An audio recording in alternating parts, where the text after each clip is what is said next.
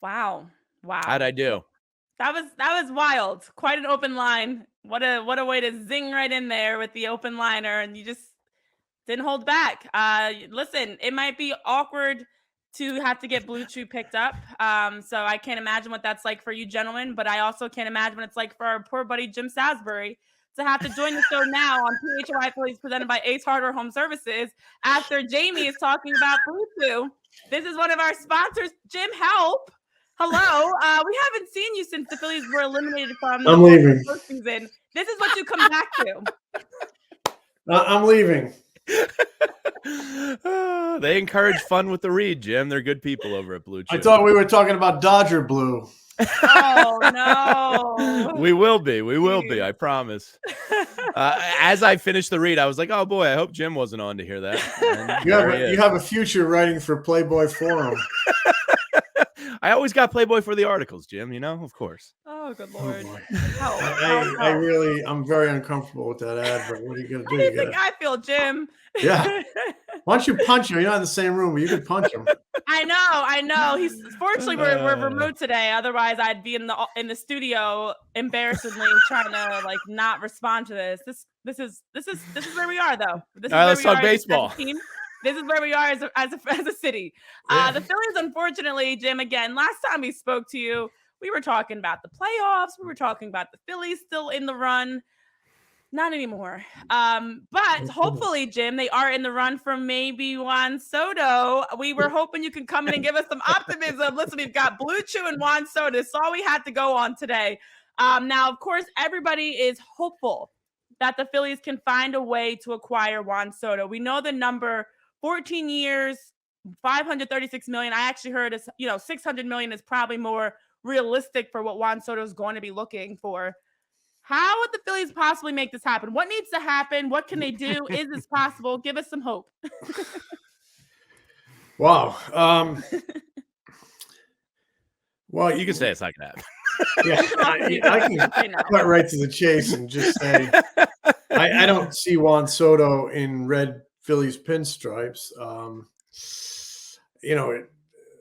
I think we can totally dismiss the notion that the Phillies are cheap, anything like that. The Phillies are unwilling to spend. I mean, they had, I think, the fourth biggest payroll in baseball this year, well into the 200 millions. They have two $300 million players. They're going to pay Zach Wheeler $43 million next year, 43, and 43 over the next 3 years. I mean, they're willing to spend. But, for a lot of reasons, I just don't feel Soto happening for, kind of where they are on their payroll curve. And, I just think it's going to be a New York bidding war for Soto between the Yankees and the Mets. He kind of inched his way toward becoming a Yankee legend with that game-winning home run in the ALCS. There's going to be enormous pressure on the Yankees to retain him. And then, 8 miles away at Citi Field, Steve Cohen is going to hold a trump card because I think he's actually got more money than the Yankees. So I think the Phillies, I had a conversation with John Middleton, I don't know, 5-6 years ago at this time of year. And he said, if there's a free agent out there that's going to make us better and help us take a step toward winning a World Series, you bet we're going to be involved with them. You bet we're going to pursue them. And I think they're going to probably pursue him and make a pitch to him. But I don't know that they can do a $500 million deal. I just don't. And unless he has this enthusiastic desire to be in Philadelphia, I think the Yankees and the Mets are going to throw it all down to try to get him. And he's succeeded this year in New York. I see him staying there. I just don't see it happening for a lot of reasons. Like I said, I think they'll give it the old college try, but I'm not feeling it. I hope I think Jamie probably feels the same way as I do. I'm not trying to throw No, I think Jim, what you said is right. I mean, Steve Cohen is the richest owner in sports, and if he does wiggle away from the Yankees, I don't see $30 to $50 million stopping Steve Cohen from getting his guy. He's kind of been reducing payroll a little bit over the last year and a half to kind of prepare for this moment. So yeah, I think I hope he's not in the NL East. I'd rather him stay in the American League. But to your point, I don't think the Mets are going to let him get out of New York. Yeah, and the Yankees are going to be under enormous pressure if they win the World Series, man. So we were debating that yesterday, Jim. More or Yes. less likely that he leaves the Yankees if they win? Because he'll have 2 World Series by age 26. I don't want to say that's not motivation anymore. I'd say less. Because they win the World Series. I think there's going to be a lot of pressure. There's always pressure to win the World Series with the Yankees, winning multiples and back-to-backs. And I think there'll be a lot of pressure because he'll have succeeded in that uniform. The fans are going to want him. I would think winning the World Series I know it's really good for your revenues. It's really good for your brand. So I would think if he wins, he'd be more likely to stay. But Steve Cohen can do some things that even the Yankees probably can't do. And Soto's agent, Scott Boras, is a master at kind of, as long as he's got an offer, and then if he gets 2, he has a way of competing them against each other and doing even better for his client. So, like I said, I think you will read the Phillies connected to him at certain points this offseason. I just don't know that they can get that to the finish line because I just don't know that there's going to be a lot of desire for him to come here. I mean, I know Kevin Long was his hitting coach in Washington. They are very close. That could be a potential selling point. But the Phillies, they already had, 13-year and 11-year deal for Harper and Turner. And this is going to take 11, 12, or 13. I just don't know that they have an appetite for that. But again, you just never know. You never know. But, I go back to that press conference Dave Dombrowski had last week. He kind of threw not cold water, but certainly lukewarmish water on the idea of adding another star. And it just doesn't feel like it can happen here, but we'll watch it anyway. Yeah, and so I'm curious, Jim. I know you mentioned if the Yankees win the World Series, you feel like that might be enough to keep Juan Soto, in addition to what they can financially pay. Realistically, who do you think he would go to? I know we do have some Yankees fans in the chat saying, haha, Phillies, we told you he probably isn't going to Philly. But do you realistically, if the Yankees, regardless what happens with the World Series, especially if they lose in the World Series, do you think the Mets really are the front runner with being able to lock in Juan Soto? What's your prediction? Very early on prediction. Yeah, my early on prediction is whoever is willing to sign the biggest check is going to get him. And they're both very capable of signing a huge check if it's 4 or 5 million, 500 million or more. They both can find a way to do that. So I just don't know where he's going. And, the Giants, I'm sure, will lurk on the periphery. They have new folks running the show out there. They have a history of having star players, and they've kind of treaded water for a while. And, when they have stars and they're winning ball games, that place is packed and they're generating a lot of revenue. I would assume they're going to be around the edges as well. But you could probably hold this negotiation at the Triborough Bridge, which is kind of between the two stadiums, and get Jim, something done. You'll have to look it up sometime. Steve Cohen has a $12.5 million shark embalmment in his home foyer. I don't think this man is going to get outbid on we talked about it when Bryce Harper was hitting the market. A 26-year-old this good in their prime doesn't happen very often. So I'm with you. He's not leaving New York. But Jim, you mentioned it. Dave Dombrowski and Rob Thompson's end of the year presser. What was your big kind of takeaway from it? Because I think when Renee and I were discussing it, one of the things that jumped out to us was the use of the term buy-in. Do you think that means some fundamental approach changes from some of the higher paid guys? Because I don't think you use the word buy-in with your younger core. I think that's more of a veteran term. What were your main takeaways from Dave and Rob's press conference at the end of the year? Well, you're talking about when Rob kind of said, on our approach, we need to use the whole field more.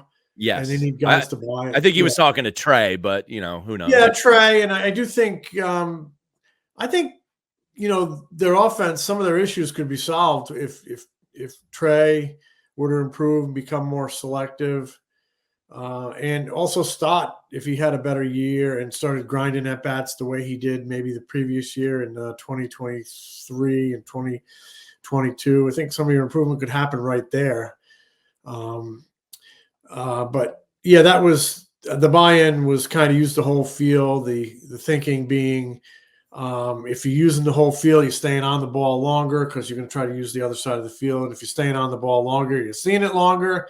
And, you're able to make that split second reaction, whether it's a pitch you can handle or a pitch you can't handle, whether it's a strike or a ball. And, it's kind of the definition of selectivity, which, we see in these two teams in the World Series, both very selective. Number 1 and number 2 in lowest chase rate, Jim. Yeah. Yeah. Well, there you go. And they'll grind up pitchers and have great at bats, and they'll make you come over the plate, and if you come over the plate, they got hitters that hurt you. It's kind of that's kind of the equation. So, and I guess my big takeaway from that news conference was both Dombrowski and Thompson, said they have a good roster and capable of winning, and I agree with that.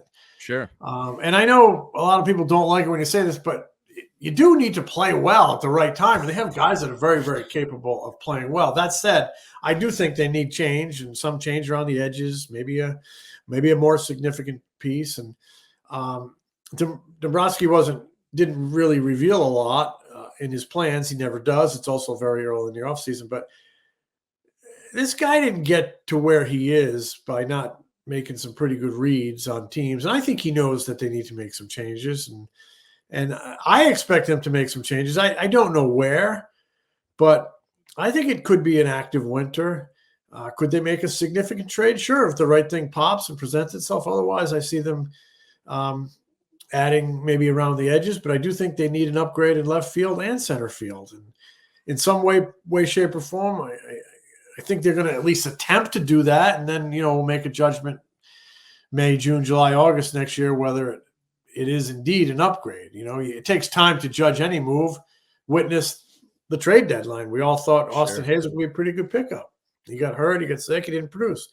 We all thought Estevez would be a big difference maker. And I thought he had some good moments. But it takes time to judge any move. So maybe they didn't get the impact at the trade deadline. Certainly they didn't get the impact at the trade deadline that they would like to have. But I think they're going to be active this winter. I think they know they need to. It's about playing well at the right time, but it's also about arming that team with the pieces that makes it capable of playing well at the right time, being a little more consistent. So some improvement, I think, from Stott and Turner, and maybe an addition in the outfield or two, maybe could be very, very helpful to this team. And the roster is so inflexible with long-term deals and high money that you're not going to be able to move. I think their ears would be open on Alec Bohm. I think their ears would be open on Stott. I don't necessarily expect either to be traded. And I certainly hope they don't make a hasty decision on Bohm, given his late season struggles and the frustration he showed, because I think there's a lot there. I think he's a very good player. But the reason I say your ears have to be open, and I think they will be, is if you can get value and something that you think makes your team better, then it might be something you have to consider. But in both cases, you better get something good back because they're both young and talented. Yeah, absolutely. And there's definitely some young talent that Dave Dombrowski and Rob Thompson were speaking about, looking at the prospects, players like Aiden Miller, Justin Crawford, of course, even Andrew Painter, who we were highlighting earlier on in the show for a tremendous fall league production that he had, his first scoreless outing since September 9th of 2022. And his 32 pitches showed some more in his arsenals, looking really good. Some of his pitches, the velocities there, touching 99.2 miles per hour on some of his pitches. Andrew Painter, as that number 5 starter question, has been also an area that the Phillies have touched on, of, looking to give Taijuan Walker a fighting chance for spring training. Spencer Turnbull, of course, had injuries. Andrew Painter's working back. So the number 5 starter is something that also has been a question mark. What are your thoughts on Andrew Painter's returned back and the way he's already been pitching so far in Arizona with the Desert Dogs. Well, I think it's great to see him back on the mound. That's where he wants to be. It's where you need to see him. I think it's great to see him approaching triple digits with his fastball. That tells you the surgery is holding up well, because that's a lot of power coming off that arm. Yeah. You mentioned the number 5 starter. Ostensibly, they got 4 pretty good ones coming into the season. I think they need more from Ranger, or more consistency, obviously. And number 5 spot is something they need to address, I think, with multiples. You need to get a 5, a 6, a 7, because we all know that it takes a number of guys. It takes 6, 7, 8, 9 deep to get through a Major League Baseball season, and the teams that have that pitching depth are really dangerous.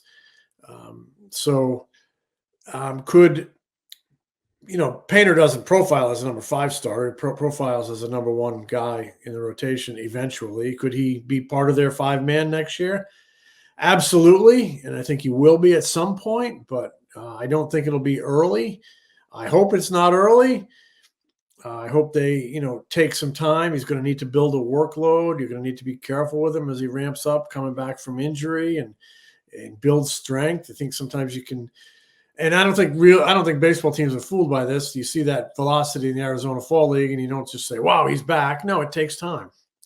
So I would see him maybe likely making a contribution in the second half of the season. I don't know what their plan is. I know they have organization meetings this week. I'm sure they're talking about it. But I would go easy with him out of the gate. Maybe leave him in Florida. Pitch maybe once a week, and then start him up the minor league ladder as it maybe warms up here, and watch him very closely, monitor his work, slowly build, and if he looks ready, as we all think he will, maybe he can help in the second half. I don't know what his inning limit will be for the season, probably around 100, I guess. But I just hope when he comes, obviously he's ready, and he will be ready. They wouldn't bring him before he's ready.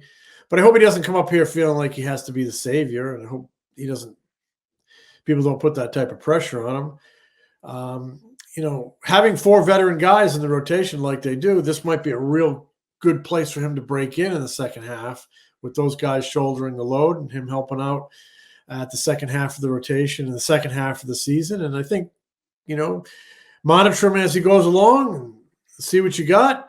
And then I would even be careful with him in 2026, because, he's still going to be building a workload after surgery, and you're trying to get the most out of him now while, respecting what he's gone through with the injury and respecting what he means to your future. So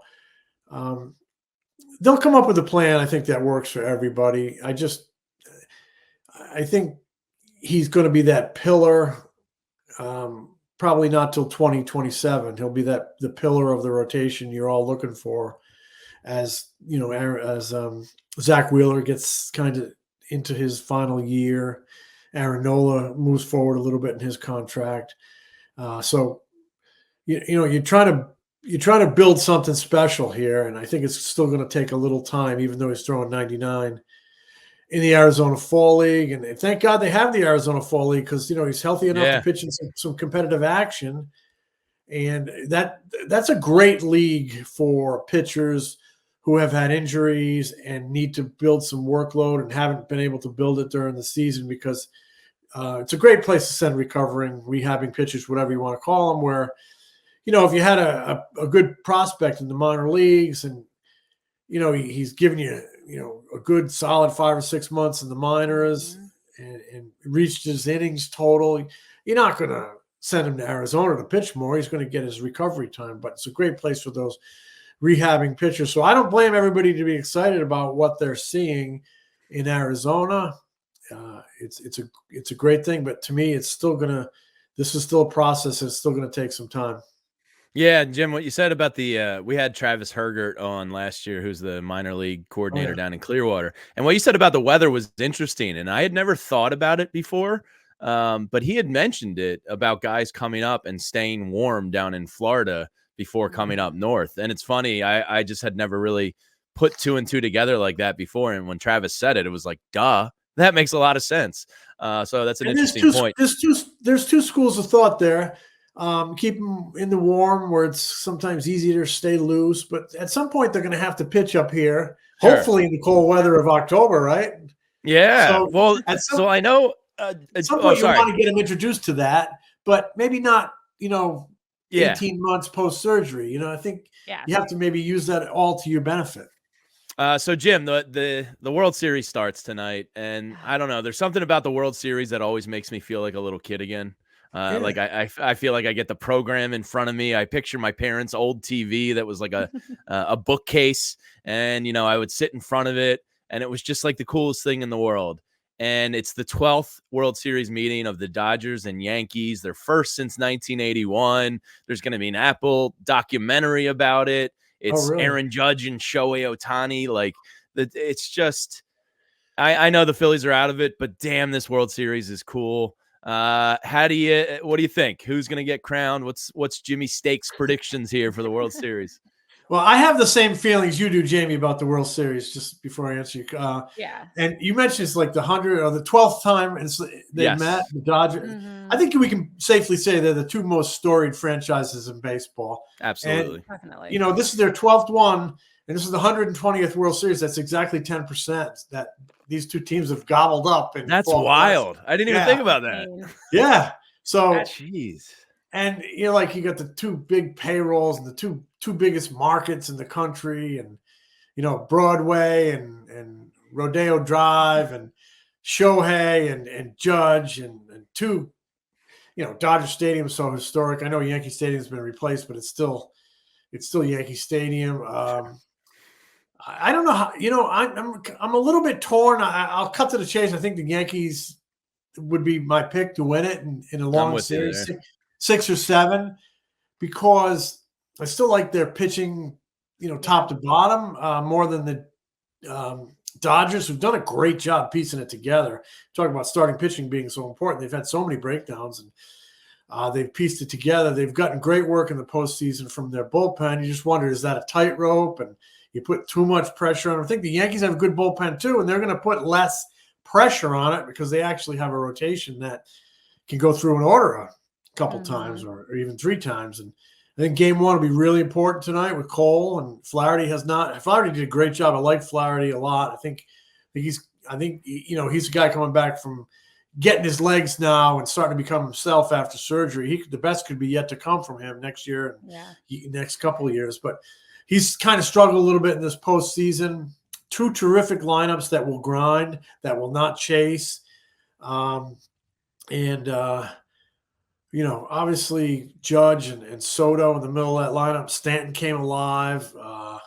Volpe played well. Rizzo has had a good postseason. And on the other side, boy, the depth in that Dodgers lineup, Freeman and Ohtani and Betts, Muncy, Teoscar Hernandez, and Tommy Edman had a great series. I think this will be a really good World Series. And, I don't know who's going to win, but nobody knows. That's the beauty of it. But I would probably pick the Yankees based on their starting pitching and based on the fact that, the Dodgers are probably going to keep running that bullpen out there a lot. And at some point, I feel like they're on a tightrope, and at some point they're going to meet Aaron Judge, and something big could happen, because it seems like he's got a lot more in the tank to show this postseason.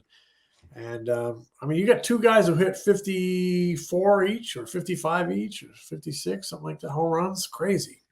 Yeah, it's definitely going to be exciting baseball. Of course, we would have loved for the Phillies to be in the World Series, but if you have to pick 2 storied franchises to be going head to head, as you mentioned, the money that they spent, the star power, the 2 biggest markets, the 2 most historic franchises. Did you see real quick, Renee, the LA traffic tonight? So there's a college game at USC. There's like a state championship high school football game at SoFi. There's the World Series game 1. And there's the Clippers are having another home opener, and I think the Lakers might be playing too. So traffic in LA tonight is going to be like hell on earth. Wow. It always is, though. Yeah, it is. Yeah, it always is. Now it's just going to be even worse. Even worse. But you come up that main road, I think it's the 110. I always get, and you got where you got the Coliseum, then you got the Staples Center, then you got Dodger Stadium. They're all boom, boom, boom. I can see that really piling up. Oh yeah. Ooh, it's going to be crazy. Exciting times for baseball. Definitely will be one that should go 6 or 7 games. Let's hope. Let's have a nice long series, lots of drama back and forth. 2 teams that are very deep in terms of their offense, but also have been piecing together some great pitching for the Dodgers, and also, of course, the Yankees still having Garrett Cole and their tremendous pitching staff. So should be a fun one, Jim. Thank you so much for jumping in to weigh in on your predictions. Juan Soto, Andrew Painter, all that's going on around the Phillies and baseball right now. And as always, we love the work that you do. All righty. Well, keep it to Dodger Blue now. It's the World Series. All right. We all silly like the mayor.